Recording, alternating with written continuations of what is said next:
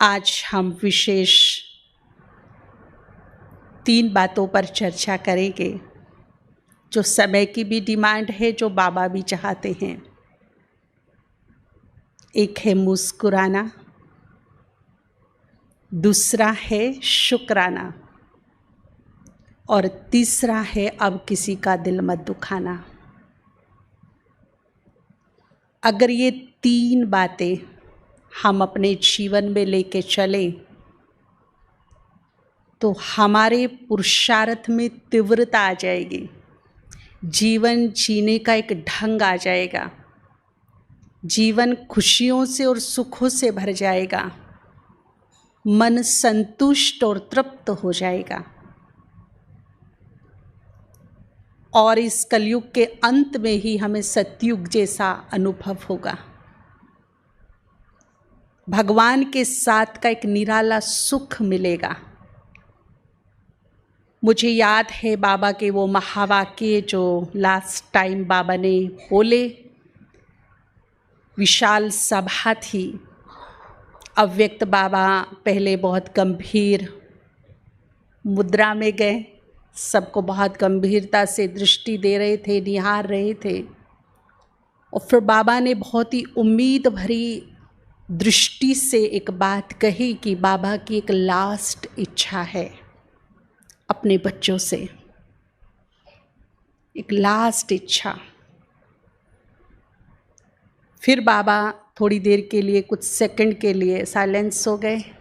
सबके मन में एक जिज्ञासा पैदा हो रही थी कि क्या लास्ट इच्छा है। फिर बाबा ने वो अपनी लास्ट इच्छा बताई कि बाबा अपने हर एक बच्चे को खुशनुमा देखना चाहते हैं। फिर बाबा ने बोला कि उदास, निराश, टेंशन वाले फेस बाबा को अच्छे नहीं लगते। बाबा को तो छोड़ो, यहाँ लौकिक माता पिता बहुत सारे बैठे हैं, अगर बच्चा उदास हो, निराश हो, टेंशन में हो तो किसको अच्छा लगेगा। जब यहाँ देहधारी माता पिता को अपने बच्चे उदास अच्छे नहीं लगते हैं तो वो तो परम पिता है, परम माता पिता है। और केवल कहने के लिए नहीं कि हमने आज तक उसको कीर्तन में, आरती में माता पिता तुम हम बालक तेरे ये कह के बुलाया, परंतु हकीकत ये है कि वो वास्तव में हमारा माता पिता है। बस फर्क इतना है कि यहाँ के जो माता पिता हैं वो शरीरों के हैं, वो आत्मा का है, परंतु फीलिंग माता पिता वाली है उसके पास। जैसी आपकी आपके बच्चों के साथ फीलिंग्स हैं, ऐसी ही उसकी भी है। तो जैसे हम यहाँ अपने बच्चों को उदास हताश नहीं देख सकते, तो बाबा को भी वो चेहरे अच्छे नहीं लगते।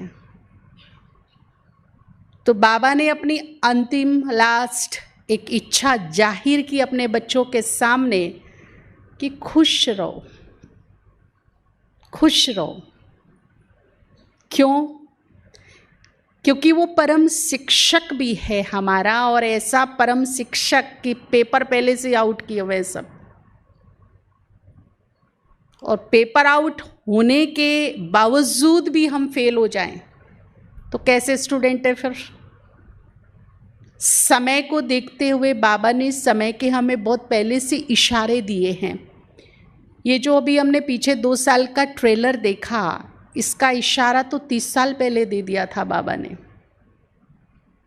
आप सभी को ज्ञात हो कि एक अव्यक्त मुरली का एक पैराग्राफ व्हाट्सएप पे बहुत वायरल हुआ था उस समय। वो ही सिचुएशन, वो ही स्थिति जो कई साल पहले बताई थी ऐसा टाइम आएगा, और वो आया।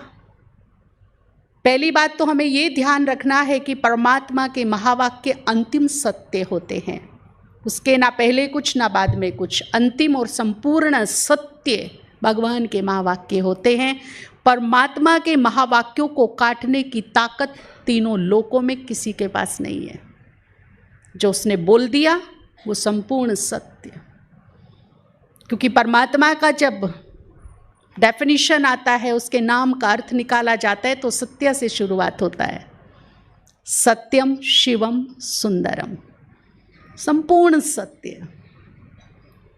भगवान में विश्वास मतलब उसके महावाक्यों में फेथ।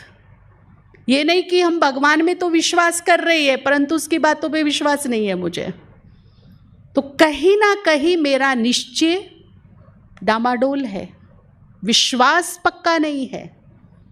विश्वास पक्का हो तो उसकी एक एक बात में विश्वास, ऐसा विश्वास मेरा उसके ऊपर होना चाहिए। बाबा को पता है कि खुशियों का अकाल आया है संसार में, लोग मुस्कुराना ही भूल गए हैं। थोड़ी सी खुशी के लिए बड़ा सा इन्वेस्ट करते हैं, घर से बाहर भागते हैं, आउटिंग के लिए जाते हैं, जीभ को टेस्ट देने के लिए जाते, आंखों को टेस्ट देने के लिए जाते, कानों को सुख देने के लिए जाते, परंतु जाते जाते और आते आते ही वो खत्म हो लेता है। जेब खाली करके आते तो भी वो स्थायी नहीं रहता है।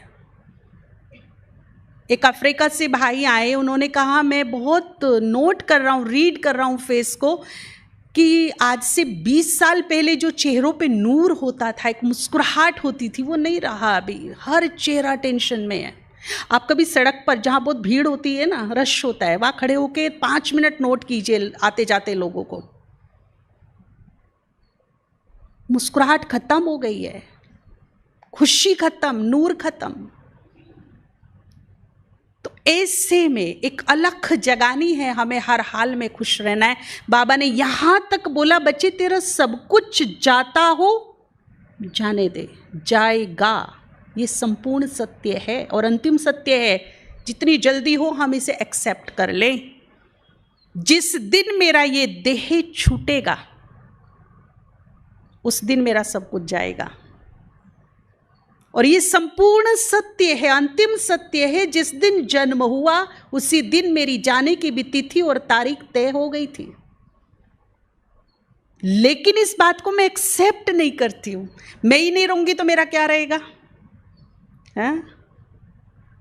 और यदि आत्मा बंधी रही तो वो बंधन, वो मृत्यु, और यदि आत्मा ने बंधन मुक्त होकर उड़ान भरी तो वो मुक्ति, वो सुखदायी स्थिति। अब मेरे हाथ में है कि मुझे मृत्यु को प्राप्त करना है बंधनों में बंधकर, या मुझे एक सुंदर सी उड़ान भरनी है। अब आप देखिए, आप शिमला जाइए, कुल्लू मनाली जाइए, वहाँ बहुत स्नोफॉल होता है, बहुत चारों तरफ बर्फ होता है। तो जब हम वहाँ जाते हैं तो हमें एक कूलिंग, अलग से ठंडक का आभास होता है, क्योंकि वहाँ बर्फ है। आप साउथ की तरफ चले जाइए, वहाँ बहुत हाई टेम्परेचर होता है, वहाँ गर्म फील होगा। जब आत्मा ऊपर की ओर उड़ान भरेगी तो ऊपर कौन है? कौन है ऊपर?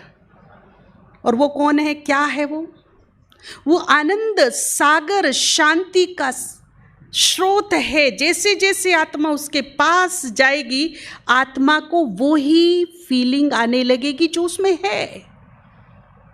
जैसे बर्फ के पास जाने से ठंडक फील होती है, अग्नि के पास जाने से गर्म फील होता है। जब हम शांति के सागर, सुख के सागर, आनंद के सागर के सानिध्य में जाएंगे, उसकी तरफ बढ़ेंगे, तो आत्मा को अनुभूति कैसी होगी? दुख की होगी, खिंचाव की होगी, लगाव की होगी, तड़फ की होगी। एक ऐसी अनुभूति होगी कि उसे आभास होगा कि नीचे तो कीड़े मकोड़ों की दुनिया है, आनंद तो यहाँ है। ये है मुक्ति की स्टेज। मुक्ति जिसके लिए पूरी उम्र व्यक्ति कामना करता है, फिर डरता क्यों है? डरता मृत्यु से है, क्योंकि मृत्यु तब कष्टदायी हो जाती है जब आत्मा में बहुत सारे बंधन होते हैं और वो बंधन उसे खींचते हैं चारों तरफ, तब वो देह से अलग नहीं हो पाती, तो मृत्यु होती है। और जब वो बंधनों से मुक्त हो जाती है, वो स्वीकार करा के अपने को रखती है कि मेरा तो कुछ भी नहीं है, मेरा तो ये शरीर भी नहीं, जब मैं इस धरा पर आया था नाम भी मेरा नहीं था, वो भी किसी और ने ही बख्शा मुझे। और जब जाऊंगा तो उसी कंडीशन में जाऊंगा जिस कंडीशन में बस एक पुण्यों की और दौलत की दुआएं तो साथ चलेंगी, बाकी सब यही छूटेगा, सब यही छूटेगा। इसीलिए अब चलने की भी तैयारी करनी है साथ साथ, पता नहीं कब कहाँ किस मोड़ पर, अब तो कोई श्योरिटी नहीं रही है। अभी अभी था, अभी अभी है ही नहीं। रात को ठीक ठाक सोया, सुबह उठा ही नहीं। है कोई श्योरिटी? एक पल, एक क्षण की भी मैं कहूं कि मैं श्योरिटी लेके बेटे मैं शाम तक हूं, नहीं हो सके अगला शब्द मेरे मुख से निकले ही नहीं। तो यहां से मुक्त करते चलेंगे अपने आप को, सब उसका मैं भी उसकी, उसने ही दिया है। एक ऐसी भावना अपने मन में रखेंगे ना तो बंधन अपने आप खत्म होते चलेंगे। तो खुश रहना है और ये स्वीकार कर लेना है कि छूटेगा तो सब कुछ छोड़ के चलना है। ना लाए थे ये स्थूल व्यक्ति, साधन, घर, प्रॉपर्टी ना लेके जाएंगे। तो बाबा ने कहा बच्चे तेरा सब कुछ जाता हो तो भी तैयार, खुश, हर हाल में खुश। इवन बहुत बड़ी बात कही कि तुम्हें मालूम पड़ जाए कि अब से 5 मिनट के बाद ये देह छूटेगा, तुम्हारा शरीर छूटेगा, तो ये शरीर तो छूट जाए परंतु तुम्हारी खुशी अंतिम श्वास तक ना छूटे। प्राण तन से निकल रहे हों और होठों पे मुस्कुराहट हो, एक सुकून, एक शांति, एक खुशी। ऐसी स्थिति बाबा चाहता है अपने बच्चों की। बन सकती है।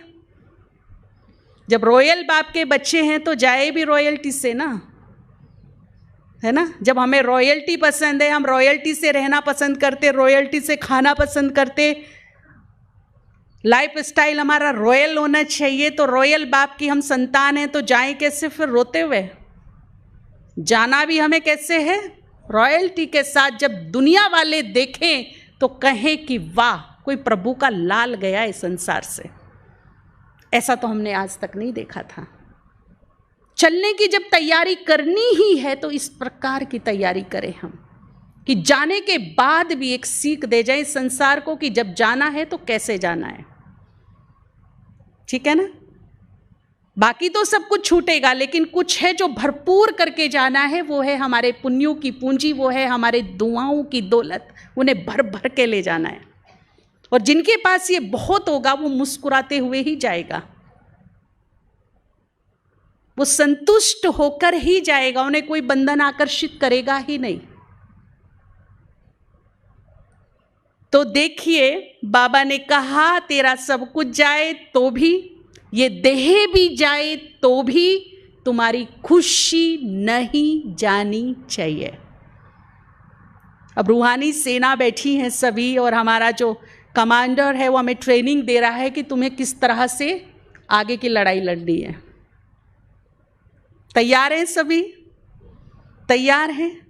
परंतु अभी ही की लंबी आदत खुश रहने की हमारे काम आएगी। अभी क्या होता है, हम सोचते हैं आज हम पूरा दिन खुश रहेंगे, पर छोटी सी बात मेरे मन के विपरीत हो जाती है तो मूड खराब हो जाता है, डिस्टर्बेंस हो जाता है, इरिटेशन आ जाता है, चिड़चिड़ापन, घड़ी घड़ी मूड स्विंग होने की आदत, चिड़चिड़ापन की आदत, घड़ी घड़ी रो लेने की आदत, रूठ लेने की आदत, ताने सुनाने की आदत। ये कौड़ी तुल्य कीमत है इन बातों की। कोई कीमत नहीं। कौड़ी की भी कीमत होगी कुछ अगर खरीदने जाए मार्केट में, तो इनकी तो इतनी भी कीमत नहीं है। और जो बिल्कुल ही कोई कीमत वाली बातें, जो बिल्कुल की नहीं, की कोई वैल्यू नहीं, वो मेरी वैल्यूबल खुशी पर, शांति पर, सुखों पर, प्रेम पर भारी पड़ती है। तो ये बुद्धिमत्ता है। बुद्धिमत्ता है क्या? हाजी या नाजी? बुद्धिमत्ता है। तो हम एक दृढ़ संकल्प करेंगे। देखो मैं ये नहीं कहती आप वायदा करिए, वायदे टूट जाते हैं, पर एक कोशिश, एक प्रयास कामयाब करा देती है। हम एक कोशिश तो कर सकते हैं ना, एक प्रयास तो कर सकते हैं कि हम खुश रहने की आदत डालेंगे अपने अंदर। हर हाल में हम खुश रहेंगे, शांत रहेंगे। एक आदत डालिए। ये जो छोटी छोटी बातों में कुछ कुछ हो जाता है ना, जो खुशी मेरी भी खत्म और परिवार की भी खत्म, अड़ोसी पड़ोसी की भी खत्म, इन आदतों को हमें खत्म करना पड़ेगा। और कोई भी आदत एक दिन में पड़ती नहीं, और कोई भी आदत एक दिन में खत्म भी नहीं होगी। इसीलिए थोड़ा अटेंशन देकर परसेंटेज में इसको हम बढ़ाएं। जैसे कोई बीमारी होती है ना, फीवर है, अभी 103 था तो डॉक्टर पूछेगा मेडिसिन लिए अभी कितना है, कितना कम हुआ, वो ये नहीं कहेगा उतर गया क्या। अगर 103 है तो एकदम ये नहीं पूछे उतर गया, वो बोलेगा कितना कम हुआ, क्योंकि उसे भी पता है मेडिसिन दी है, बुखार ज़्यादा था तो धीरे धीरे क्या होगा, ठीक होगा। तो ये लंबे समय की जो हमारी आदत है ना, गुस्सा हो जाना, नाराज हो जाना, रूठ जाना, रो लेना, मूड खराब करना, इरिटेट हो जाना, दूसरों को कर लेना, ये एक दिन में ख़त्म नहीं होगा।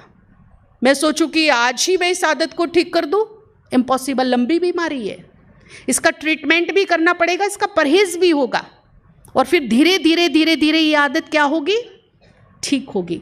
हम क्या करते हैं कि आज बस प्रतिज्ञा करके उठी हूं पूरा दिन खुश रहूंगी, खुश का माहौल बना के रखूंगी, और सिचुएशन ऐसी हो गई, क्योंकि माया भी कान लगा के सुन रही होती है, देखो तू कैसे खुश रहती, मैं बैठी हूं ना अभी। जब वो सवा शेर बनकर आती है और हम पर हावी होती है और हम फेल हो जाते हैं, अरे नहीं होता, ये तो मारुतियों के काम है, हमारे थोड़े, हम गृहस्थी में रहने वाले है ना, सतयुग में आ जाए बस इतना ही बहुत है अपने को। तो फिर हम नीचे, हमारी जो सोच है वो थोड़ी थोड़ी क्या आने लगती है, नीचे आने लगती है, और फिर छोड़ देते हैं, नहीं नहीं अपने से नहीं होते। तो जो मधुबन में रहते हैं, सेंटर पे, उनके लिए है, अपने तो बहुत बखेड़े हैं गृहस्थी में, होता है कि नहीं होता है इससे। लेकिन जब हम इसे एक बीमारी की तरह ट्रीट करेंगे, कितनी ठीक हुई है, कितनी दवाई लग रही है, कितना हमारा अटेंशन लग रहा है, कितना हमें रिजल्ट मिल रहा है, तब हम इसे ठीक कर पाएंगे। कोई भी आदत को एक दिन में नहीं ठीक किया जा सकता, ना वो एक दिन में बनती है, बनने में भी लंबा टाइम लगता है और छूटने में भी थोड़ा टाइम तो लगेगा, ठीक है ना। तो पहला ये रखेंगे। दूसरा, मेरी खुशी गायब कहाँ होती है, हमें इन चीज़ों को देखना है। अगर लाइफ में ऐसा लगता है कि खुशी के अकाल पड़े हैं, बाबा भी मिल गया, मुरली भी सुनते हैं, अमृत वेला भी करते हैं, सब कुछ हो रहा है ठीक ठाक, लेकिन फिर भी जो एक सेटिस्फेक्शन होना चाहिए, जो एक अंदरूनी खुशी होनी चाहिए, वो मुझे फील नहीं हो रही है, वो सुख की अनुभूति फील नहीं हो रही है।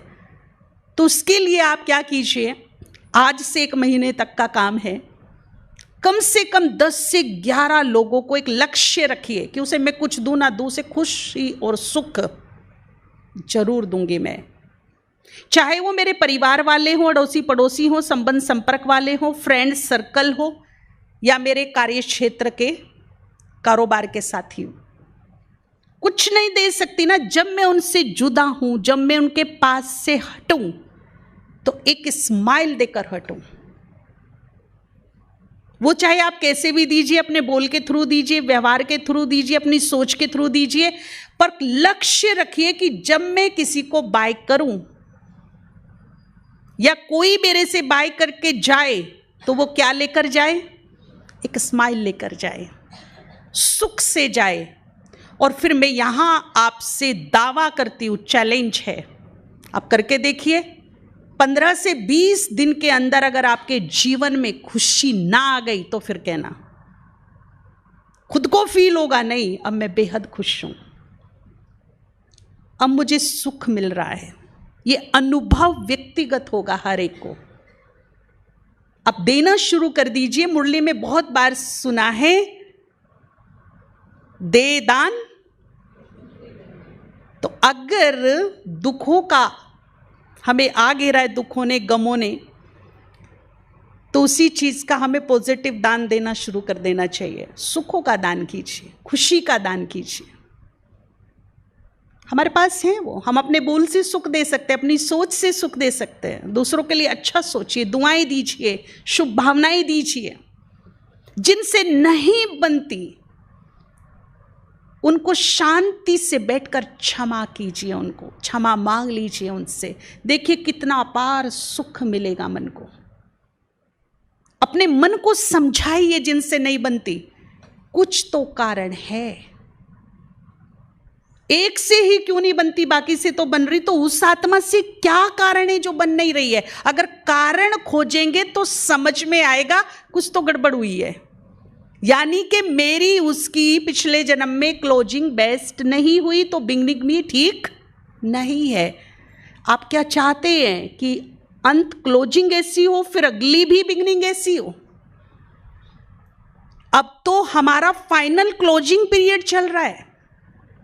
मार्च महीना आता है तो हम सब क्या करते हैं, सरकारी कार्यालय होते हैं, प्राइवेट भी होते हैं, वो क्या करते हैं मार्च महीने में स्पेशली छुट्टी नहीं मिलती किसी को, क्लोजिंग का है भाई, क्लोजिंग का टाइम चल रहा है। पिछले साल का पूरा खाता क्लोज और 1 अप्रैल से नया खाता शुरू।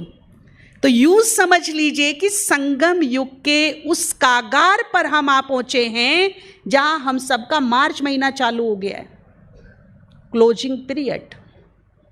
जो ये 63 जन्म का है ना हिसाब किताब, ये मुझे अभी इसी वक्त में बड़े शॉर्ट पीरियड में क्लोज करना है। और इस क्लोजिंग पीरियड में नए खाते में बना डालूं तो ना तो मेरे पास वक्त है ना सामर्थ्य है।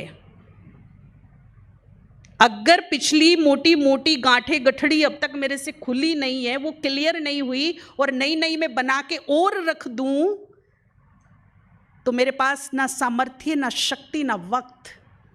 उन्हें खोलेगा ऊपर वाला, और जब वो खोलेगा उसके खोलने का ढंग आप सोच भी नहीं सकते क्या होगा। इसीलिए तौबा तौबा कर लीजिए नए कर्म कड़े खाते बनाने की। अच्छे जरूर बनाइए, अच्छों की तो झोलियां भरी है, उनको खोलने की जरूरत ही नहीं पड़ेगी, परंतु जो बुरे हिसाब किताब हैं उनसे तौबा, पूरे खानदान की तौबा हो जाए। अटेंशन, तीव्र पुरुषार्थ, इस समय की जो भारी भरकम डिमांड है, नए खाते मत बनाओ, बिल्कुल नहीं बनाओ। और उसके लिए क्या है कि जो नए बनाने नहीं, पुराने खत्म नहीं हो रहे, हिसाब किताब है वो किसी ना किसी, अब कलयुग का अंत चल रहा है, कई कई बार ऐसा होता है हमारे पास भाई बहनें आते, जी हम तो बिल्कुल राइट हैं, हम बिल्कुल सही है, पर सामने वाला हमें परेशान कर रहा है। तो एक बार हमारे साथ भी ऐसी बात हो गई थी, मैं और मेरा भाई हम ऐसे झगड़ रहे थे आपस में। तो वो कहता मैं ठीक हूं, मैं कहती मैं ठीक हूं। हमारी दोनों की बात हमारे फादर के पास गई कि तुम दोनों ही गलत हो। क्यों? तो उन्होंने बहुत अच्छी बात समझाई। आप सड़क पे जा रहे हो, राइट साइड चल रहे हो जहां आपको चलना चाहिए, रॉन्ग साइड ट्रक आ गया और आपको वो आते हुए दिख रहा है और आप चिल्ला रहे आई एम राइट, ट्रक गलत है, ट्रक गलत है, चिल्लाए जा रहे हो, अपने को राइट साबित कर रहे हो। और सामने से देख रहे कि ट्रक स्पीड से आ रहा है और आप चिल्ला रहे ट्रक तो गलत है, आई एम राइट, मैं बिल्कुल ठीक हूँ, मैं ठीक रोड पे ठीक साइड पे चल रही हूँ। थोड़ी देर में क्या होगा? तो मैं ठीक हूँ। ये कलयुग का अंत है भाई। यहाँ ठीक होते भी अपने आप को और बचाना पड़ता है, नहीं तो ठीक होते भी ठोक देंगे, टाइम नहीं लगेगा। ठीक है ना? इसीलिए मैं अपनी साइड तो हूं, मुझे और साइड हो जाना चाहिए, अपने बचाव के लिए, अपने फेवर के लिए, अपनी भलाई के लिए, अपने कल्याण के लिए और साइड। टकराने में कोई फायदा, चोट मेरे ही लगेगी। समझ में आ गया? किसी से भी टकराने में कोई फायदा, कर्म बंधन मेरे ही बनेंगे। तो सबसे बेस्ट फार्मूला है, कुछ समय करके देखिए सुबह या शाम को, जिनसे नहीं बनती है उनसे फॉरगिव करके देखिए, मन ही मन बाबा के सामने बैठकर, चित्त को शांत करके, अपने कल्याण के लिए, अपनी सुखों के लिए, अपने परिवार की शांति के लिए, अपनी सफलता के लिए, अपने जीवन को निर्विघ्न बनाने के लिए, व्यक्तिगत रूप से अपने लिए ये करके देखिए सच्चे हृदय से।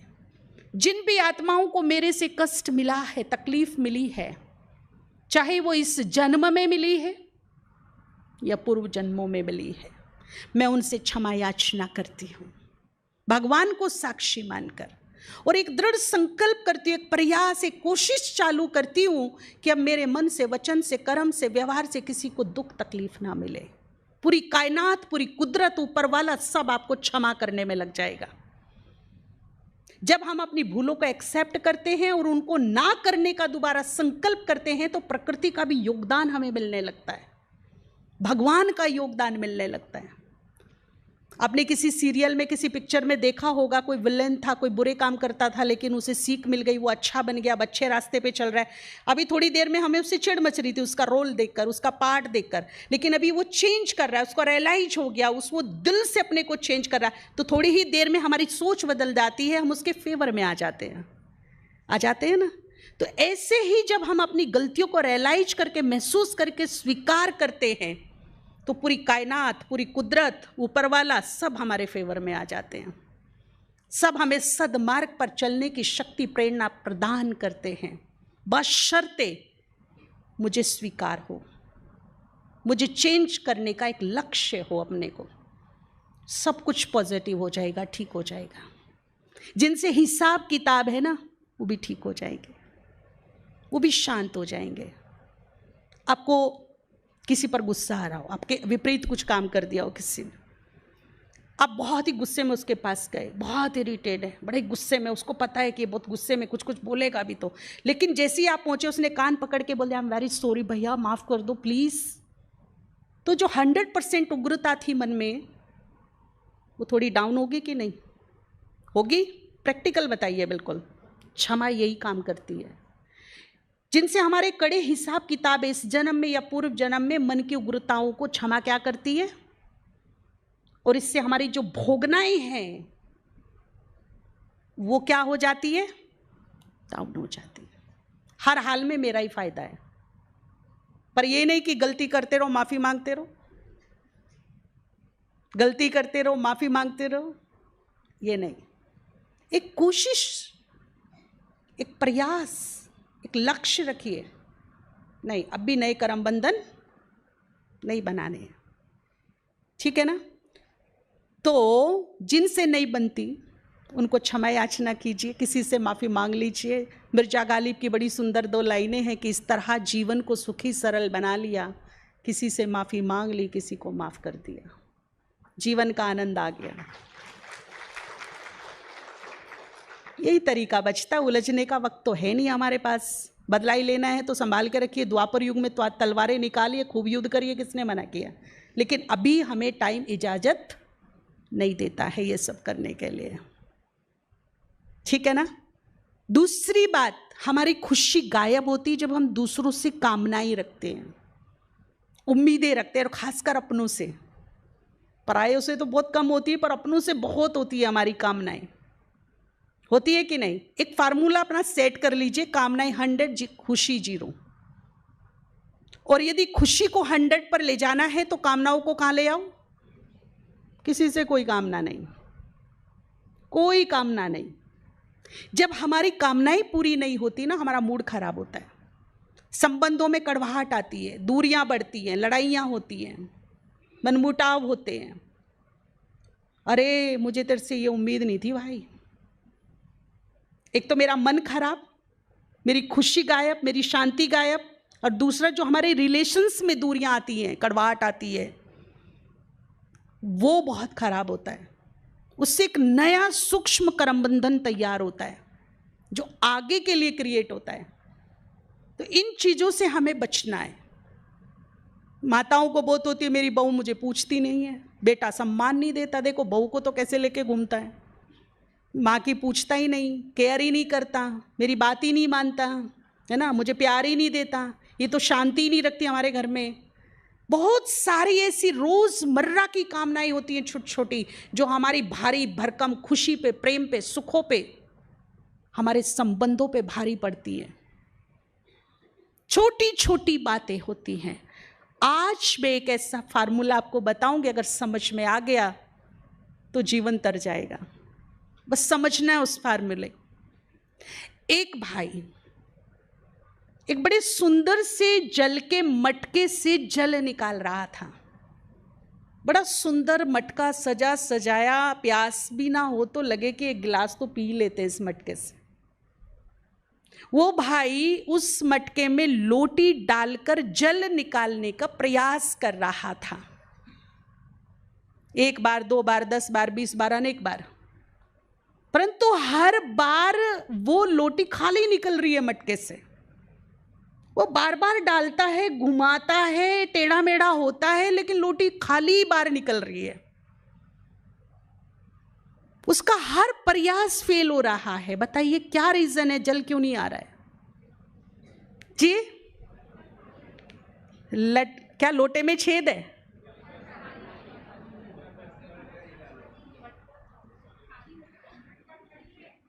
और इधर क्या बोल रहे हैं, पानी का स्तर कम है।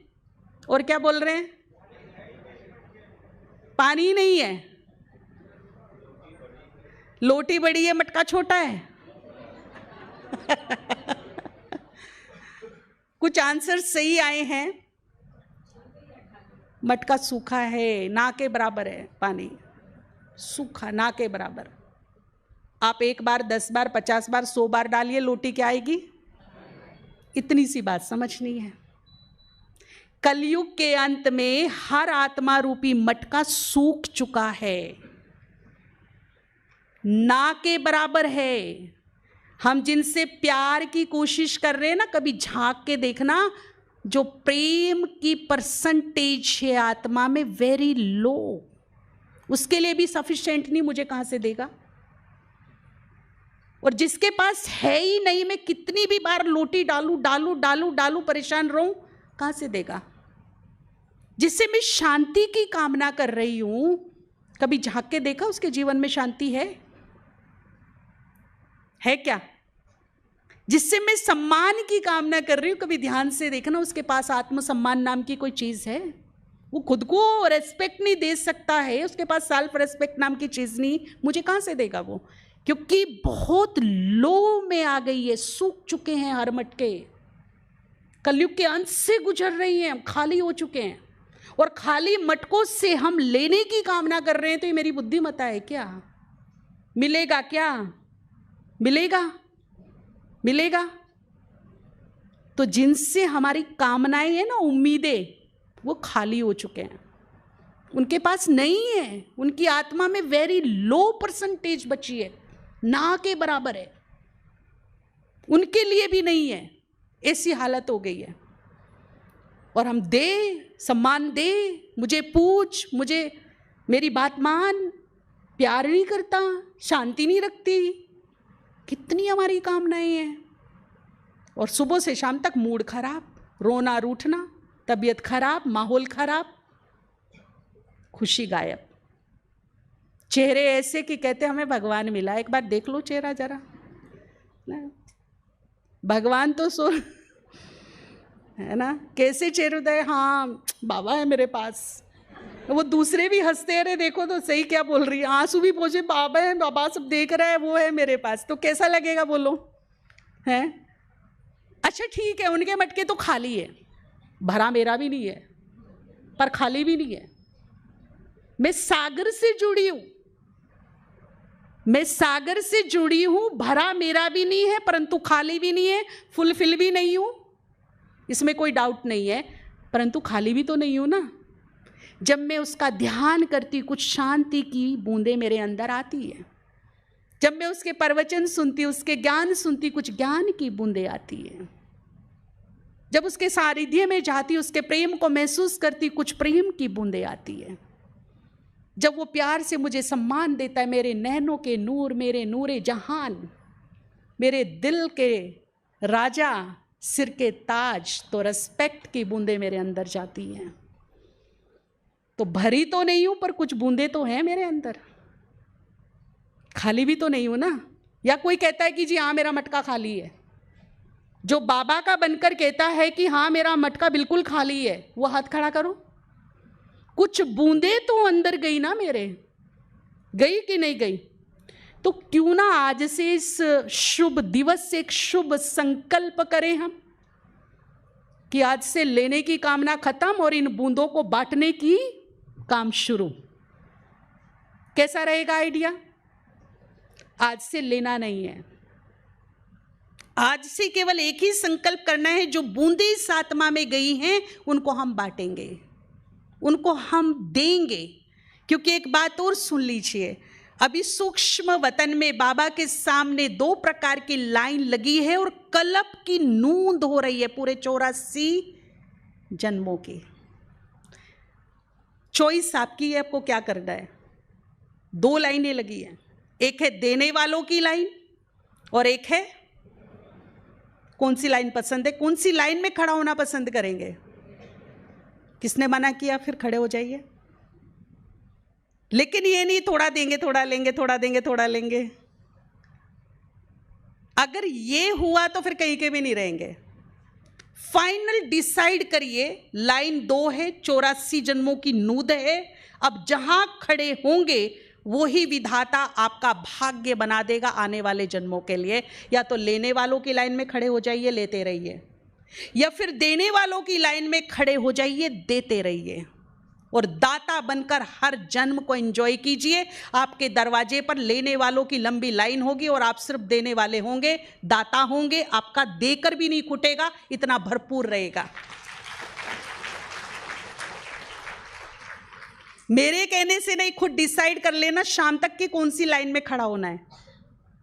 जी जी, तो दीजिए, प्रेम दीजिए, सुख दीजिए, खुशी दीजिए, सम्मान दीजिए, मदद दीजिए, सहयोग दीजिए, शांति दीजिए।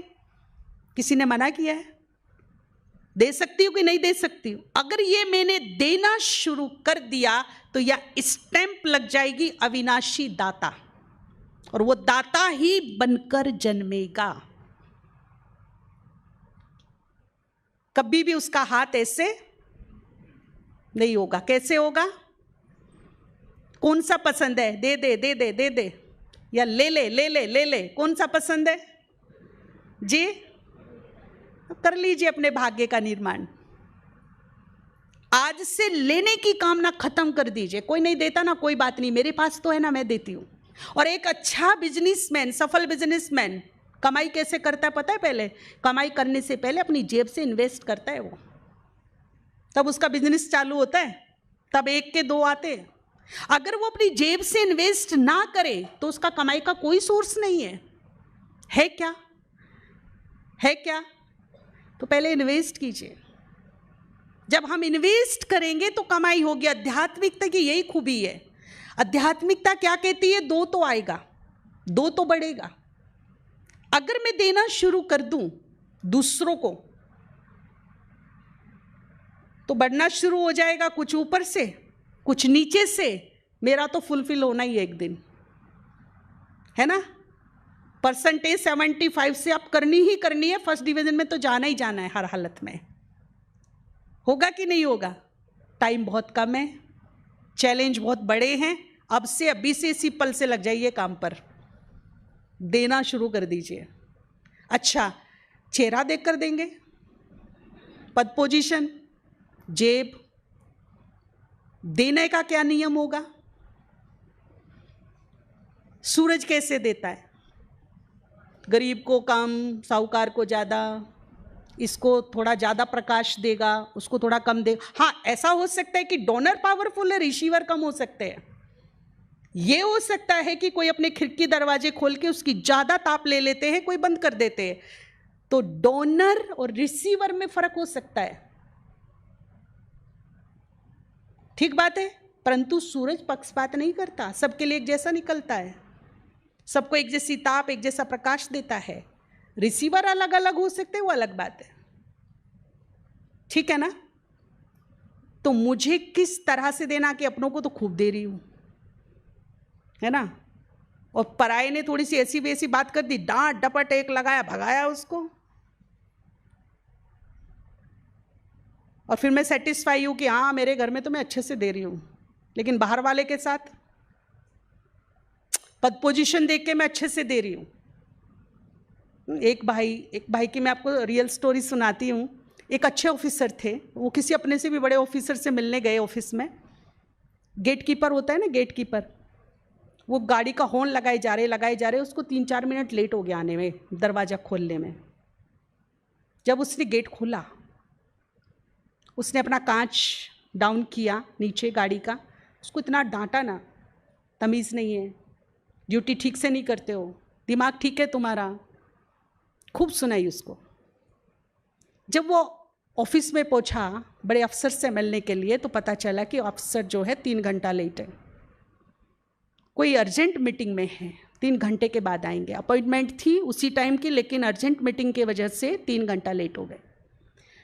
अब ऑफिस में 3 घंटा बैठा, तीन सवा 3 घंटे के बाद वो अफसर आया, खड़ा होके सलाम, जी सर, जी सर, जरूरत से ज़्यादा रेस्पेक्ट। क्या बोलेंगे इसको आप? वो केवल 3 मिनट लेट था, गेट कीपर। उसके साथ मेरा व्यवहार क्या था? और अफसर 3 घंटा, सवा 3 घंटा लेट आया, उसके साथ मेरा व्यवहार क्या था? तो मैंने शरीर को, पद पोजीशन को देखकर रेस्पेक्ट दिया, वो दाता नहीं। पहला ही पार्ट उसका पक्का नहीं, आत्मिक भाव पक्का नहीं, जिसमें संभाव नहीं है। जिसका आत्मिक भाव पक्का होगा उसमें संभाव होगा, और वो संभाव से देगा सबको एक रस। उसके लिए ना कोई छोटा होगा, ना कोई बड़ा होगा, ना गरीब होगा, ना अमीर होगा, संभाव। और ये बाबा ने हमें सिखाया।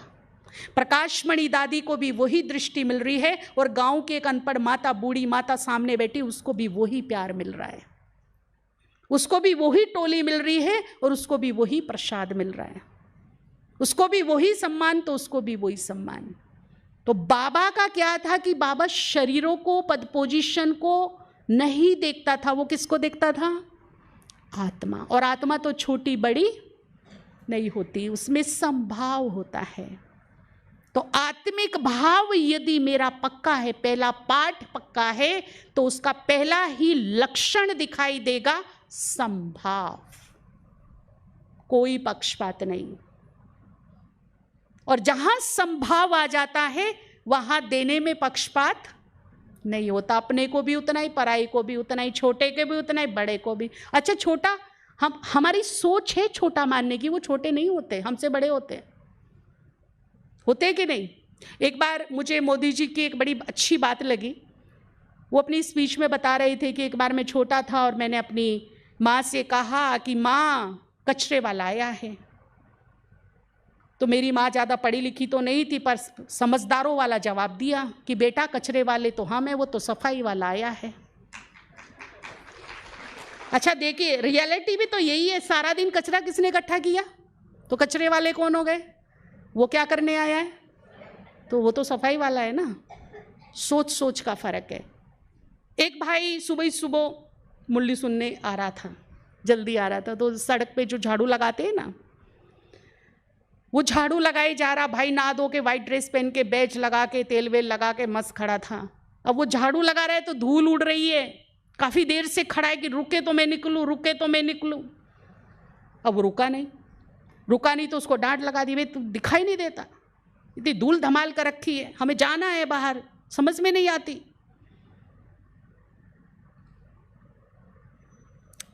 अगर वो झाड़ू वाला 2 महीने सड़क पे झाड़ू ना लगाए तो, और मैं आपको देती हूँ, उसको 10,000 मिलते हैं, आपको 50,000 देती हूँ, आप लगाओ, लगा सकते हो? जो काम मैं नहीं कर सकती, दूसरा कर रहा है, तो कहीं ना कहीं वो मुझसे बड़ा है, उसकी सामर्थ्य मुझसे बड़ी है, तो वो ताने सुनने के लिए नहीं है, डांट सुनने के लिए नहीं है, सलाम के लायक है वो, उसको सलाम कीजिए। काम छोटे बड़े नहीं होते हैं, सामर्थ्य को देखना चाहिए। जो मैं नहीं कर सकती वो कर रहा है, तो वो अप्रिशिएट के लायक है, महिमा के लायक है, या डांट धत्कार के लायक है? किसके लायक है वो? और कभी ना आप एक प्रैक्टिकल प्रयोग करके देखिएगा, कभी मेरे कहने से, कभी आप सुबह सुबह आइए, वो जो झाड़ू लगाते रहते हैं ना सड़क पर, उनके पास जाइए, उनकी पीठ थपथपाइए जरा, शाबाश, थैंक यू सो मच, आपकी वजह से हमें एक साफ सुथरा माहौल मिलता है, हम साफ सुथरी सड़क पर चलते, जो काम हम नहीं कर सकते ना भैया, वो आप करते हो, थैंक यू सो मच।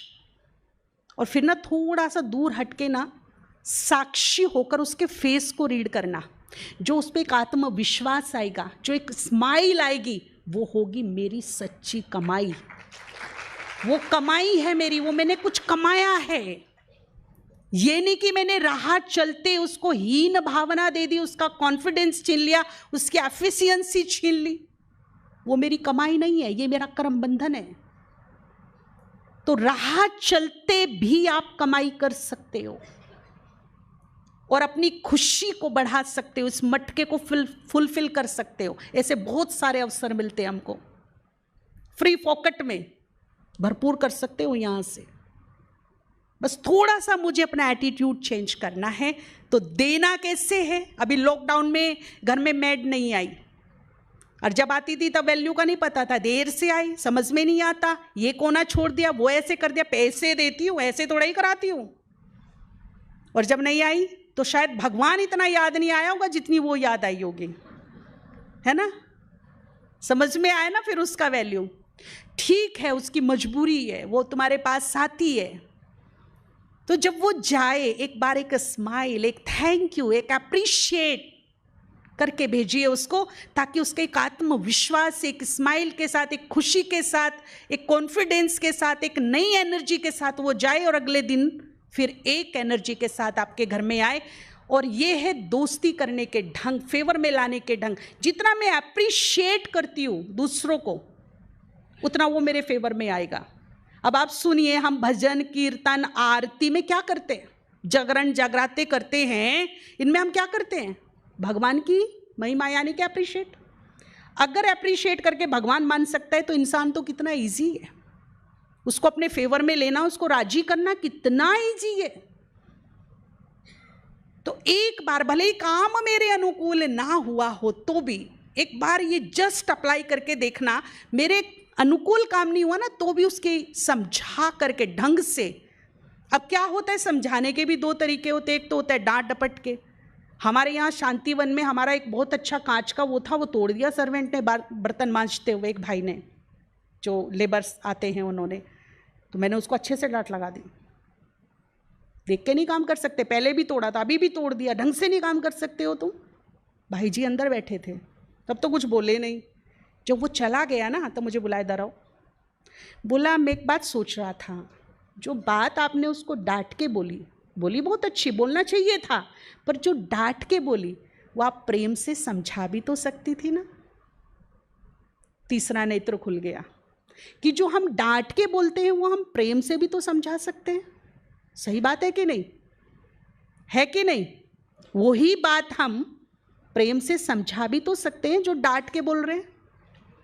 इससे कितने सारे फायदे, तो मेरी पीस, माहौल, प्रेम, नजदीकियां सब बरकरार रहेंगी। और सबसे बड़ी बात कि कोई नया कर्म बंधन न, कोई नया कर्म बंधन। एक दिन ऐसे ही हुआ, शांतिवन में अपने रूम पे खड़े थे, चाबी का ना इतना बड़ा गुच्छा मेरे हाथ में था। तो एक भाई नीचे खड़ा था, नीचे मैं ऊपर थी। उसने कहा, बहन जी चाबी दियो मेरे को। तो मैंने ना ऐसे हाथ उठाया, जैसे मैंने ऐसे हाथ उठाया ना, रे रे रे रे, उसने ऐसे कर लिया, रुको रुको रुको रुको। तो मैंने कहा, तुमने ही तो मांगी है। कहता, बहन जी मैंने देने को बोला, फेंकने को थोड़ा ही बोला।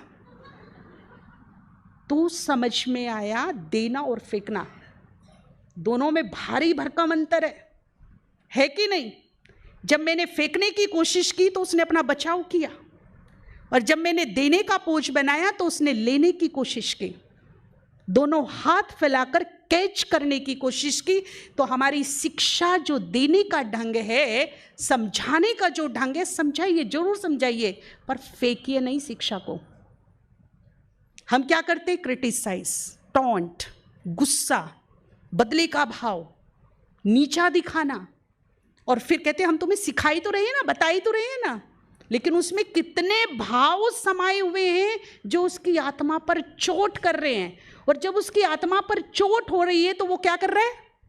बच रहा है। और फिर एक दिन इतना बचेगा, इसका तो काम ही है, चल बोलता रहे, वो इतना बच जाएगा एक दिन, चाहे वो आपका खुद का बेटा भी क्यों ना हो, नहीं सुनेगा।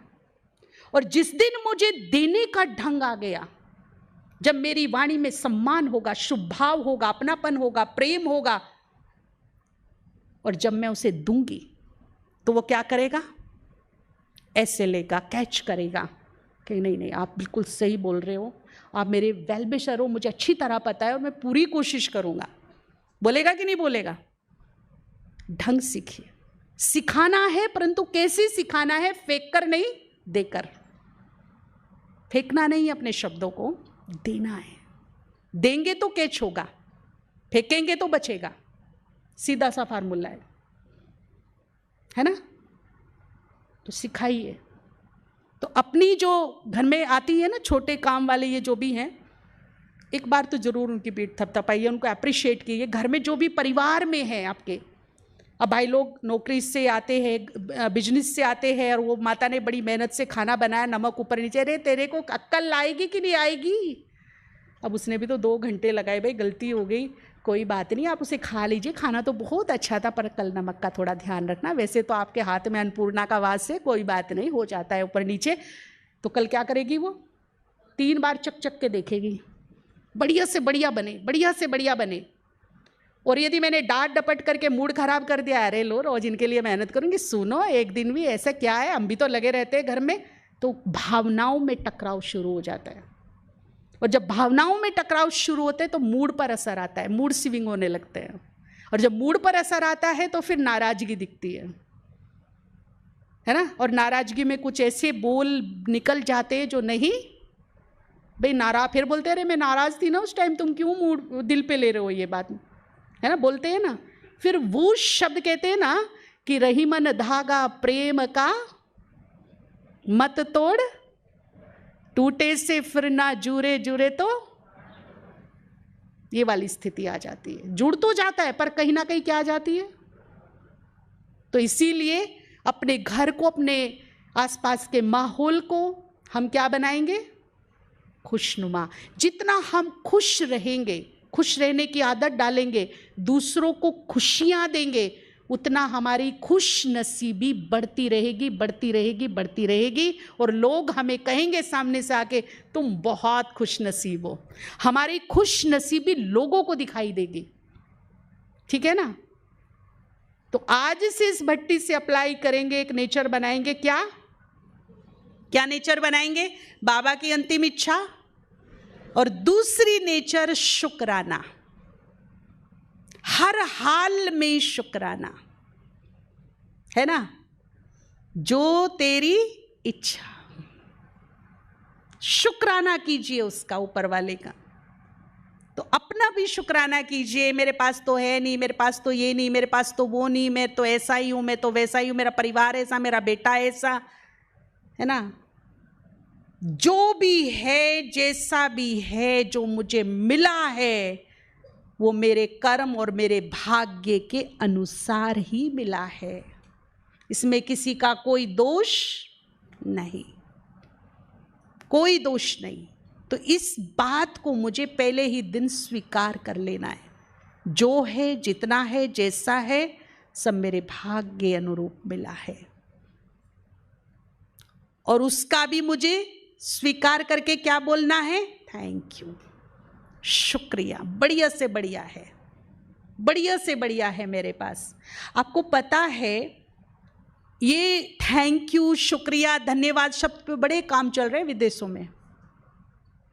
और ये रिसर्च निकल के आया है कि दिल से हम जिस बात का, जिस व्यक्ति का, वस्तु का आभार मानते हैं, शुक्रिया बोलते दिल से, ये नहीं कि जो अंग्रेज छोड़ गए यहाँ thank you thank you thank you, वो वाला नहीं, दिल से ऐसा निकले कि इसकी फ्रीक्वेंसी ब्रह्मांड में फैल जाए, ऐसा आभार, ऐसा धन्यवाद।